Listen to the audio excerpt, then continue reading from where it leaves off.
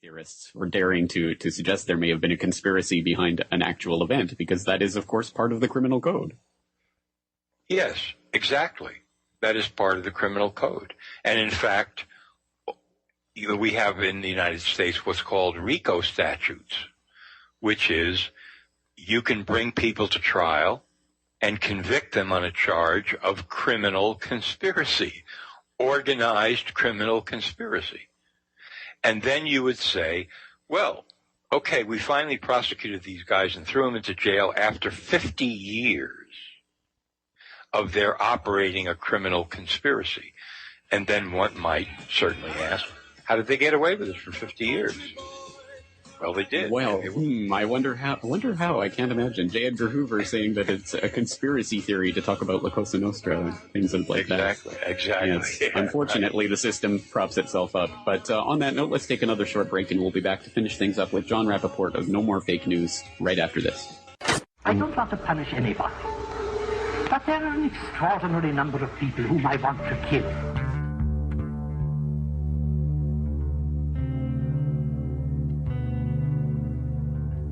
Jonathan Taylor Gatto, in your discussion, gives this great example of this horrible, horrible man. What was his name? He was like all kinds of bad. Social Darwinist, eugenicist, Spencer, right? Herbert Spencer. Herbert Spencer and his niece, Beatrice Webb.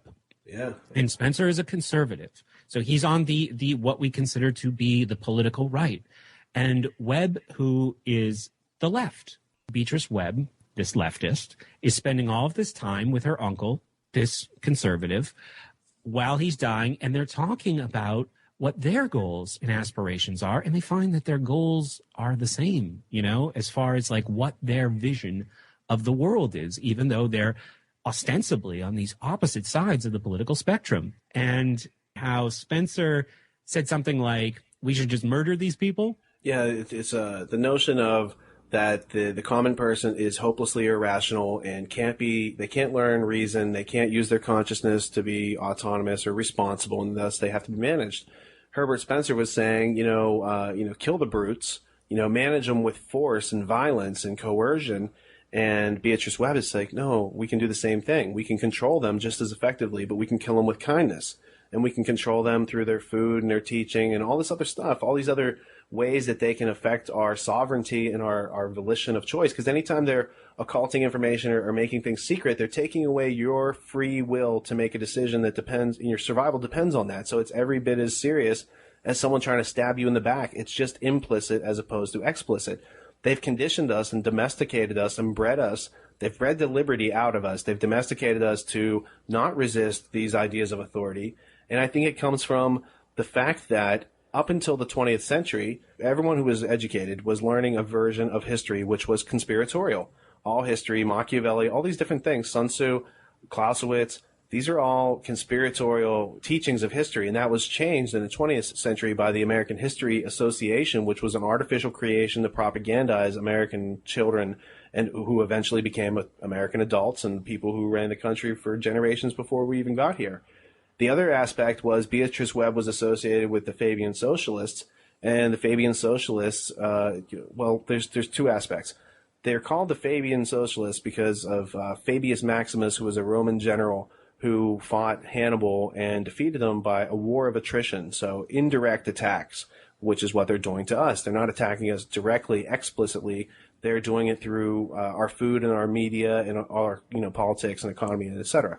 So the other idea is that the wolf in sheep's clothing. And so while one side, let's say Beatrice Webb is like the shepherd and Herbert Spencer is like the wolf, what you have to understand is that the wolf and the shepherd have the same agenda, which is to eat the sheep, to use the sheep in whatever way. The wolf is explicit in how it goes about, and it's not really hiding its agenda, except in this case, the Fabian Socialists are putting on sheep's clothing, right? So that's like the meeting of both worlds. That's why it's a sheep and wolf in sheep's clothing, because they're doing both explicit and implicit at the same time. It's like total warfare. Now, from what you've researched, and Tony, you can certainly jump in on this too, from the research that you guys have done on the Fabian Socialists, do they ascribe some kind of benevolence to their mission, their plan? Because very few people talk about agendas or visions of the world in a stone evil Goldfinger kind of way? Do they tell themselves stories? Oftentimes, they present their philosophy in a benevolent sort of perspective. For example, Plato, believed that his utopia he was creating, that it would be manifested mainly through education and educating these different kind of caste systems, if you will, or castes of people. And, the great philosopher kings should be the ones that rule over somehow the aristocrats and the people who create money. So, yes, they had benevolent kind of underpinnings, but they went about justifying that through force, fraud, and coercion. And, by violating our volition, by saying that we are irrational, and then instilling the fact that they're saying they're being our gods and creating these systems for us to manage us because we ourselves can't, in fact, manage ourselves. And that's what they believe. And essentially, they would probably say it's, benevolent, it's justified in their own world. But I think if you compare that to nature and compare that to what other, go ask that to any average man on the street and see. People who are schooled in there is no truth except the authority. Authority makes the truth. It's not the other way around. Right? We were talking about earlier in this show and yesterday. So it's that kind of no objective truth that comes out of. It's using logic. It's using logic to refute logic. And that's what they're doing. And they're very sophisticated arguments because they need to be, because logic's pretty commonsensical. They believe without evidence in objective reality, and that's their philosophic corruption. They believe things that are not true, but they are very successful in believing things that aren't true and forcing their will on other people who are logical, rational human beings and would not accept such irrationality under logical or reasonable terms, and thus force, fraud, and coercion has to be used. It's memorialized in government, which is created by aristocrats to collect taxes, to fund more aristocrats, to create more governments, to collect more taxes, and it's a recurring loop that's gone on for 6,000 years. And so this is all a memorialization and a practical application of the long-time philosophy of justified sinning.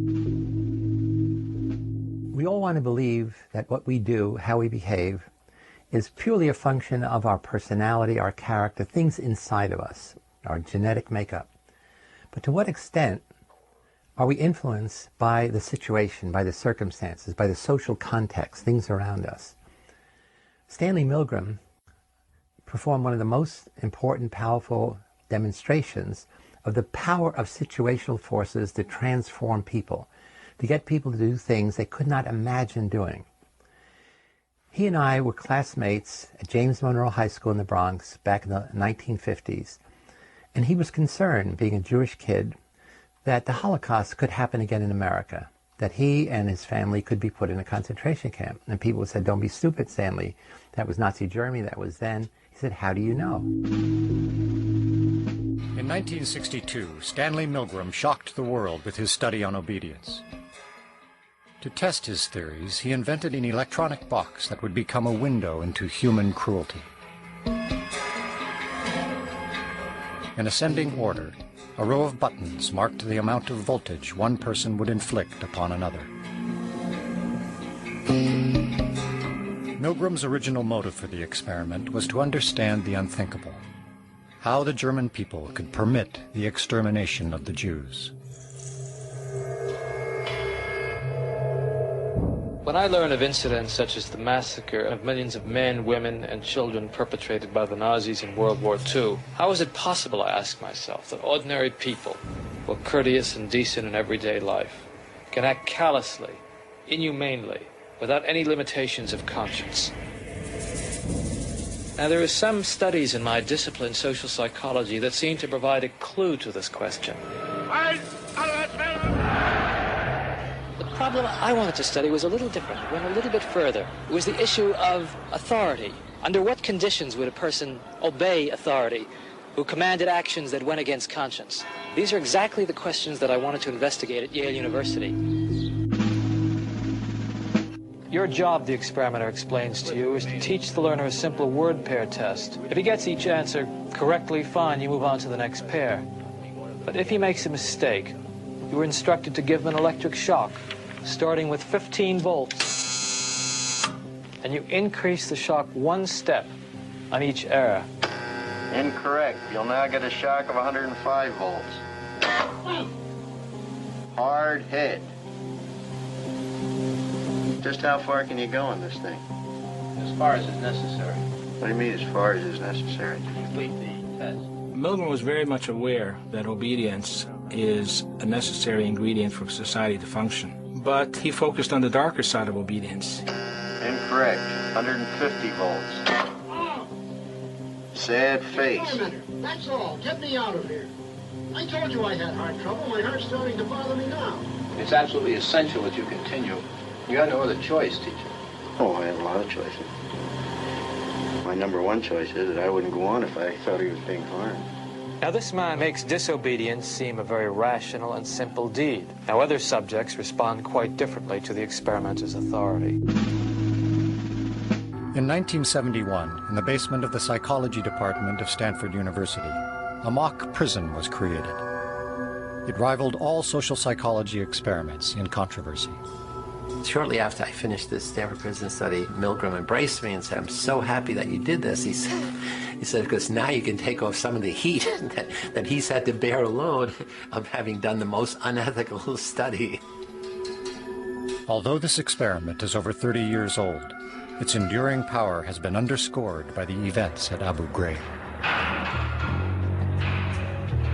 When we got to Abu Ghraib, it was eerie. People were being told to rough up Iraqis that wouldn't cooperate. I mean, they're torturing, they're abusing detainees. You're looking at the situation thinking, they've condoned this, but why? We picked 24 who were the most normal and most healthy. Half are going to be guards, half are going to be prisoners. And it's like flipping a coin, and heads, this one's a guard, this one's a prisoner. So at the beginning, there's no difference in the kinds of people who are in your two groups. When we were given our jobs as guards, we were issued a uniform, which was a plain sort of khaki or lighter colored uniform. And then we gave them the symbols of power, handcuffs, a whistle, a big billy club.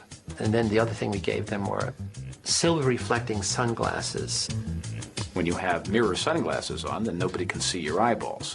I think that anytime you put on what essentially is a mask, and you mask your identity, then it allows you to behave in ways that you would not behave if you didn't have the mask on. At the beginning, we protested some of the actions. We did things to irritate the guards. So the guards' authority was challenged right off the bat. And the guards had to decide how they were going to handle that, and they had to decide it without our input. I mean, again, this was not a Milgram study in which we were standing over them telling them what to do. And they began to see the prisoners' behavior as a kind of an affront to their authority. And they began to push back. We would ramp up the general harassment, just sort of crank it up a bit. Nobody was telling me I shouldn't be doing this. The professor is the authority here. You know, he's the prison warden. He's not stopping me. The prisoners rebelled. They barricaded themselves in their cells and said, "We refuse to come out." They took off their numbers. They didn't want to be de-individuated. They started cursing the guards to their face. And the key turning point was the guards began to think of them as dangerous prisoners. Does it make a difference if warriors go to battle, changing their appearance or not? Does it make a difference if they're anonymous and how they treat their victims? We know in some cultures they go to war, they don't change their appearance. In other cultures they paint themselves like Lord of the Flies. In some they wear masks. In many soldiers are anonymous in uniform. So with this anthropologist, John Watson, found 23 cultures that had 2 bits of data. Do they change their appearance? 15. Do they kill, torture, mutilate? 13. If they don't change their appearance, only 1 of 8 kills, torture, mutilate. The key is in the red zone. If they change their appearance, 12 of 13, that's 90%, kill, torture, mutilate. And that's the power of anonymity.